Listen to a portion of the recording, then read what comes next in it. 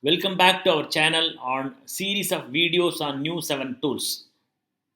As in the past, in this video we are going to see yet another tool and understand deeply with some more examples. So again, as in the previous videos, in this video also we have explained one tool with more examples as a separate video. So today we are going to see arrow diagram method, the seventh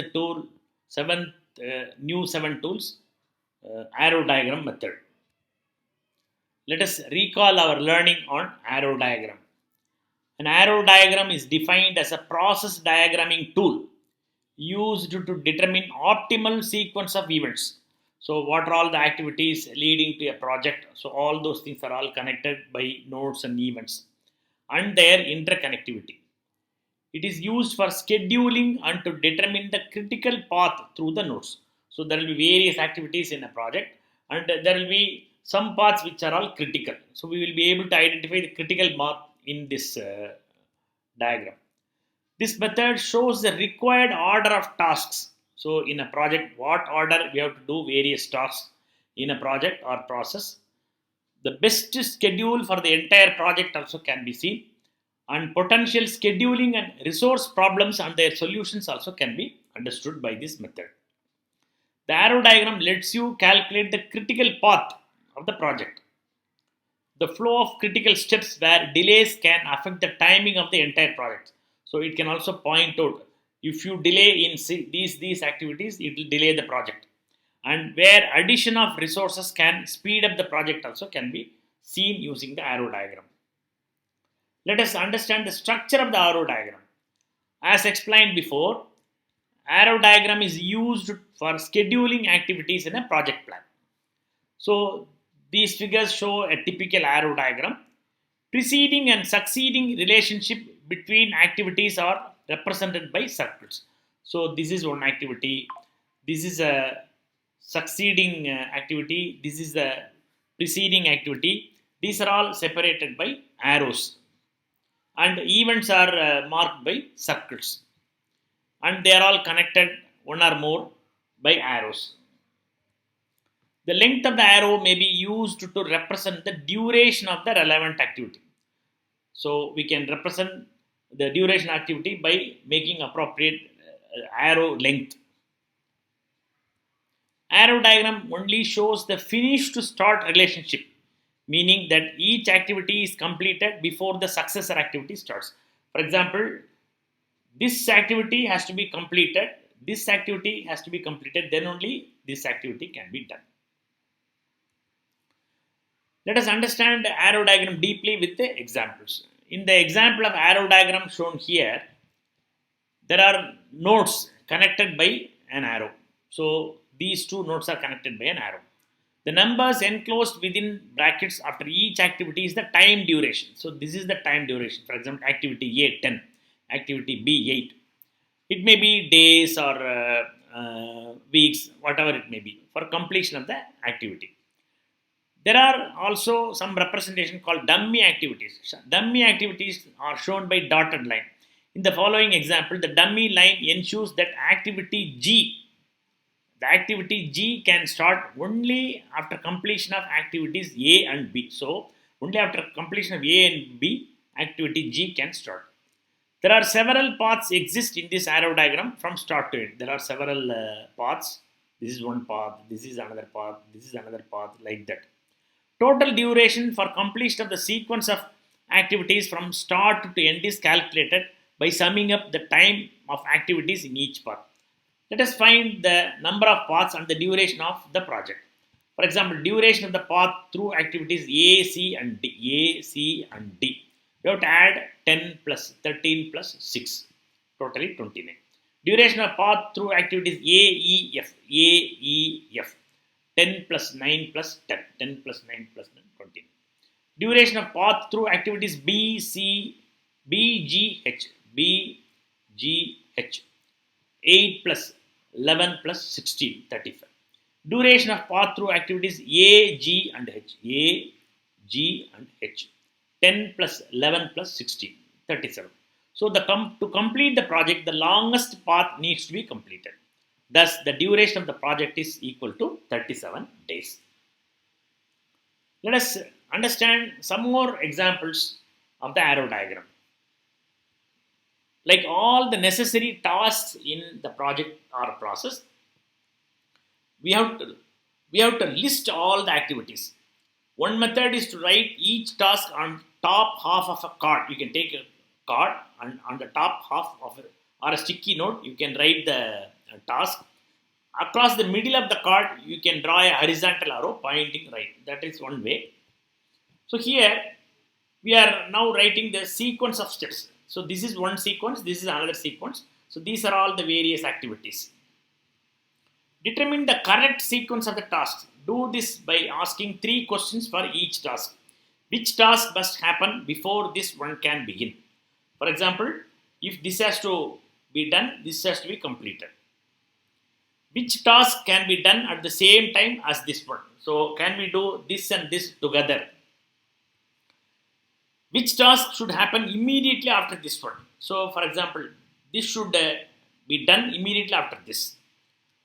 Create a table with 4 columns: prior task, this task, simultaneous tasks, following tasks for each use. So that is also another way of mentioning various tasks. Diagram the network of tasks. If you are using notes or cards, arrange them in sequence on a large piece of paper. So if you have taken a sticky note, you arrange them on a large piece of paper, and then they will all indicate the parts.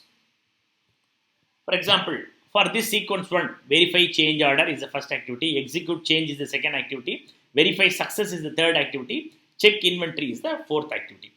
For this sequence, assure stock, rebalance stock are the activities, and both have to be combined. Time should flow from left to right. Time should flow from left to right. And concurrent tasks should be vertically aligned. So these are all the concurrent tasks. They are vertically aligned. Leave space between the cards. So you need to leave space so that we will be able to write some remarks or something. Between each two tasks, draw circles for events. So these are all the circles for events. An event marks the beginning or end of a task and can help visually separate tasks. So this is separated by these 2 circles. And here this is the dummy activity. Dummy activity in the sense, only when assure stock and verify change order are complete, we can execute the change. Let us understand some more steps when drawing arrow diagrams. Look for 3 common problems. So you have to look for some problems, situations below, and redraw them using dummies. So dummy already we saw. They are not real tasks. They are extra events. As already seen, dummy is an arrow drawn with dotted lines used to separate tasks that would otherwise start and stop with the same events or to show logical sequence. 2 simultaneous tasks start at end at the same event. For example, they start and then they end at a same event. Solution: use a dummy and an extra event to separate them. In figure 1 here, event 2 and the dummy between 2 and 3 have been added to separate tasks A and B. So we have added a dummy to separate tasks A and B by this dummy. Task C cannot start until both tasks and A and B are complete. So only when A and B are complete, task C can start. So a fourth task D cannot start until A is complete. So only when A is complete, D can start. So but need not wait for B. So we need not wait for B. So how to show that? We can see in figure. Use a dummy between the end of task A and beginning of task C. So you have a dummy task. So it will satisfy all the 3 things. So activity A and B should have been completed, then only activity C can start, but activity D can start independently. A second task can be started before part of a first task is done. For example, even first task is being done, a second task can start. What is the solution? Add an extra event where the second task can begin and use multiple arrows to break the first task into two subtasks.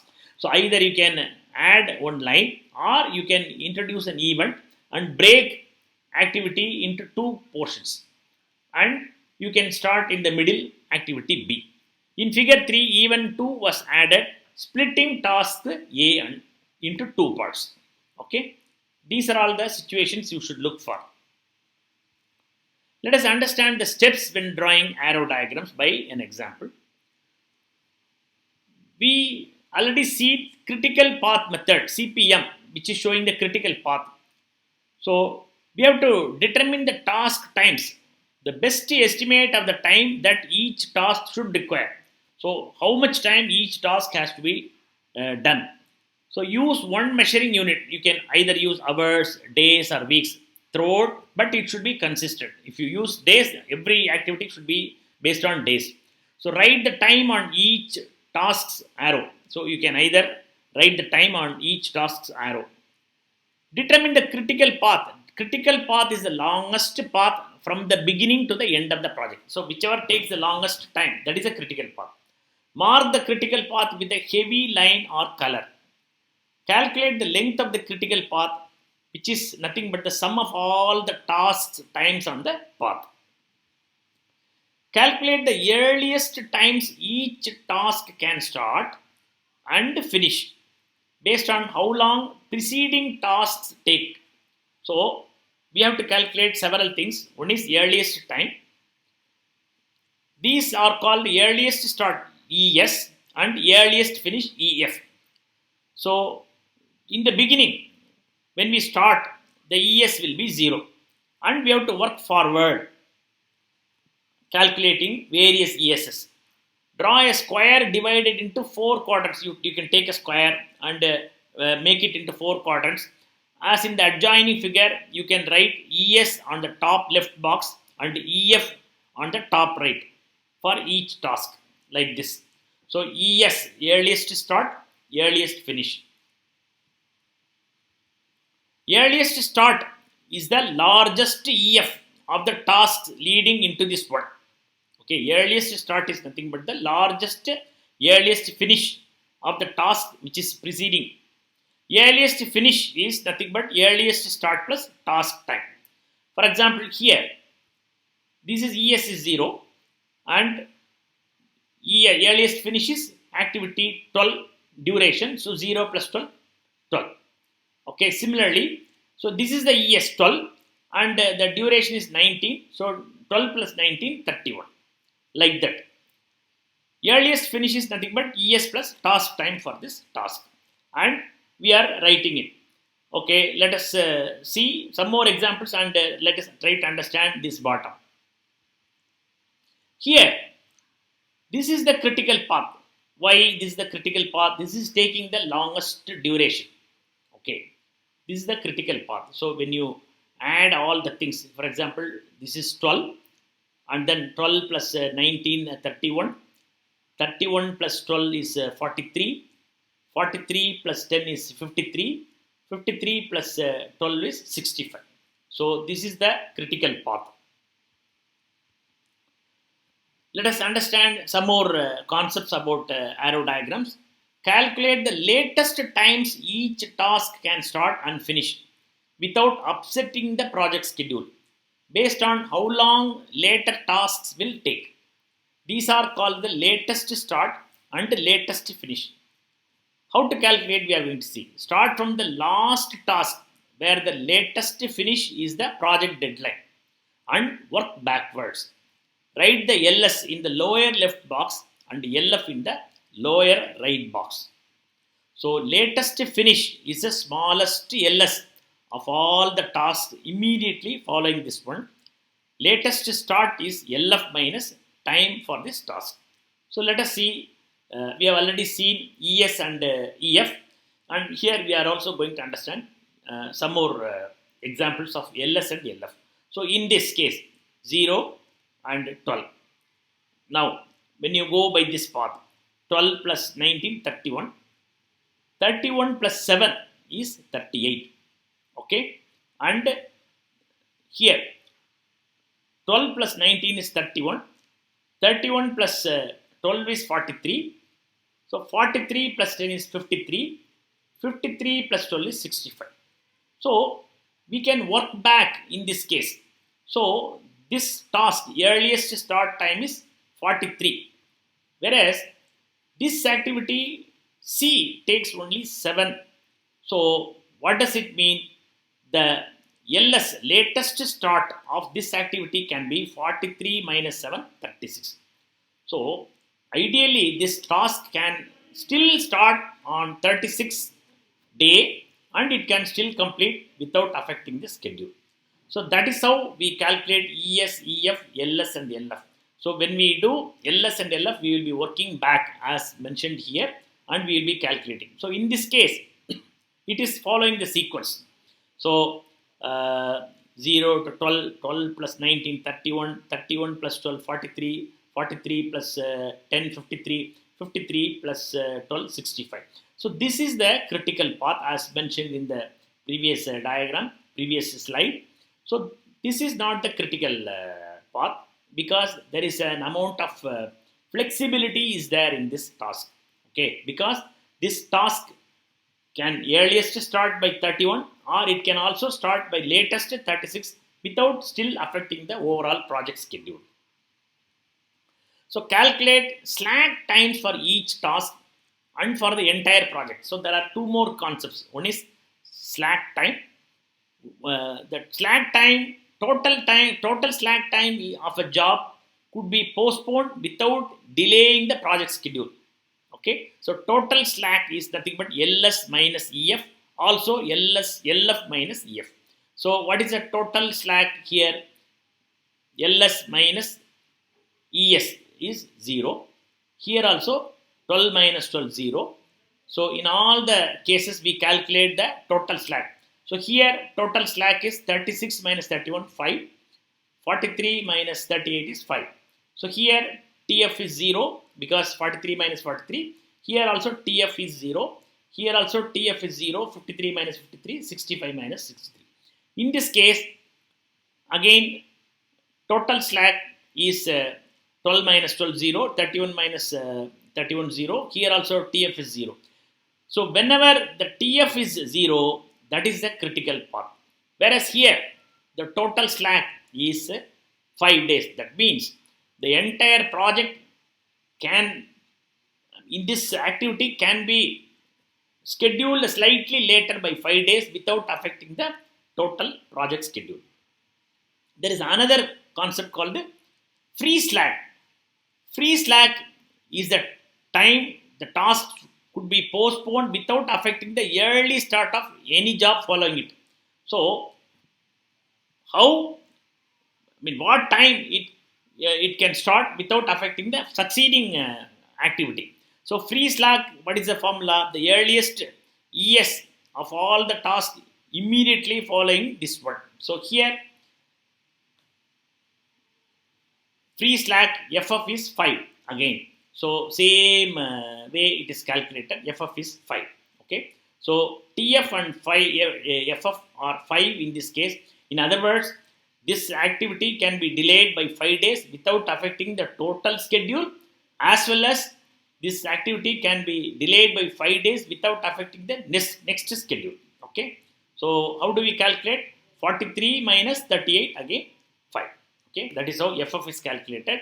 TF is ES minus LS. 36 minus 31, 43 minus 38. Let us prepare an arrow diagram, identify the critical path and calculate the values of total slack as already seen, free slack, which are also known as total float and free float. So there are two names, total slack, free slack, as well as total float and free float are meaning the same.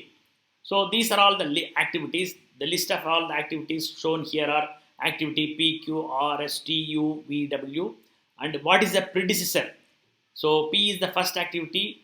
For activity Q, the predecessor is P. R, the predecessor is P. And each activity duration in terms of days is given. So now let us draw the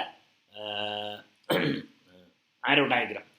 So each event is represented by the following format. So we are going to use this format. ES, LS, EF, LF, and then activity name and then duration. Okay, we have seen already ES earliest start, EF earliest finish, LS latest start, LF latest finish, TF total float, FF free float. Okay, so first activity P 0 and 4 because it takes 4 days duration, and then comes Q. Q predecessor is P and it takes 5 days. So how much it will take? 4 plus 5, 9. The next activity is S. For S, what is the predecessor? Q. So how many days? 6 days. So 9 plus 6, 15. Next activity V. So for V, what is the predecessor? S. So this is the S, and then the total duration is 5 for this activity. So 15 plus 5, 20. The last is W, for which the predecessor is V. So 20 plus 4, this activity duration is 4. So 20 plus 4, 24. So we have calculated one sequence and we have made it. What is the other one? Again, R also starts after P. So it has a duration of 3. So 4 plus 3, 7. And next, T. So for T, the predecessor is R. So 7 plus 2. The duration is 2. 7 plus 2, 9. And here we have to look at the next one. So what is ES, LS? So 15.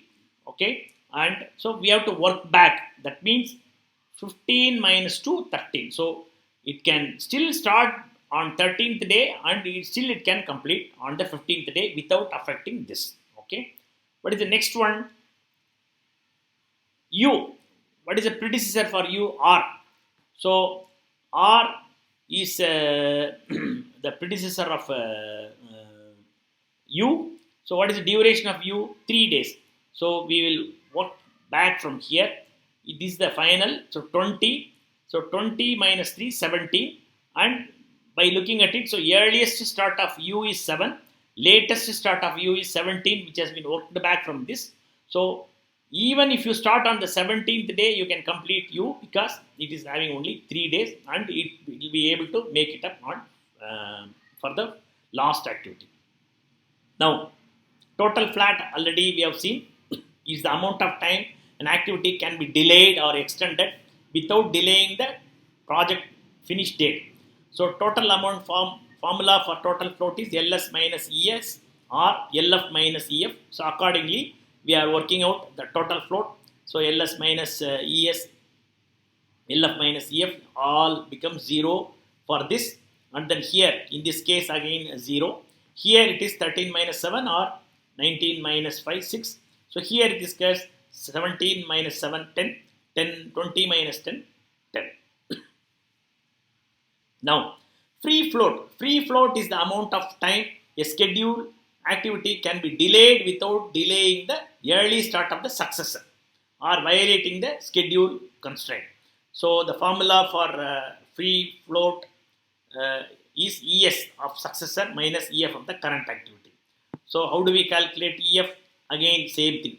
So here 20 minus 10, 10. Here again 15 minus 9, 6. So in this case, TF is 6, FF is 6. TF is 10, FF is 10. So what does it mean? This activity can be delayed by 6 days without affecting the total project schedule. Similarly, this activity can be delayed by 6 days without affecting the next schedule. Next activity. Similarly, the same thing. This activity can be delayed without affecting the total schedule. This can be delayed by 10 days without affecting the next activity. Now, what is the critical path? Very easy. Where all the TF and FFS are 0. That is the critical path. And this is the one which is taking the longest duration. So, this is the critical path. Let us see one real life example of arrow diagram depicting various activities for warranty compliance reduction. So these are all the activities: receive, field return products. Afterwards, we have to strip open the products and evaluate failure mode. And we have to study or measure the dimensions of critical parts, validate manufacturing process. Another set of activities: simulate the field failure in laboratory and understand the causes of failure, arrive at countermeasures through design modifications, develop new or improved parts, evaluate improvements through accelerated testing, and release modified drawings for manufacturing. So, only when these activities are completed, we can start this. That means complete product verification and validation. This is a real life example. So, here what is missing is the duration. That duration may change from different products to different entities. Let us summarize the arrow diagram, whatever we have learned so far. The arrow diagram, also known as activity networking diagram, is used to determine the optimal sequence of events and their interconnectivity. So we are able to see various activities, and then they are connected by events, and they are also connected parallelly. Parallel activities are also found out. It is often considered as variation of PERT. PERT is nothing but program evaluation and review technique chart. An arrow diagram is an effective way to represent the required order of tasks in a project or process. Definitely, we have to make an arrow diagram if you want to execute a project as per various activities. The best schedule for the entire project and potential scheduling and resource problems and their solutions can be easily seen using an arrow diagram. An arrow diagram is often used for scheduling and to determine critical path. Already we have seen how to calculate the critical path through nodes that represents a work plan for identifying critical operations visually. We are able to see visually using an arrow diagram how various activities are lined up. It also lets you calculate the critical path. We are able to find out the critical path which takes the longest duration, that can affect timing of the entire project, and where the addition of resources can speed up the project also can be worked out. Thank you for your active participation.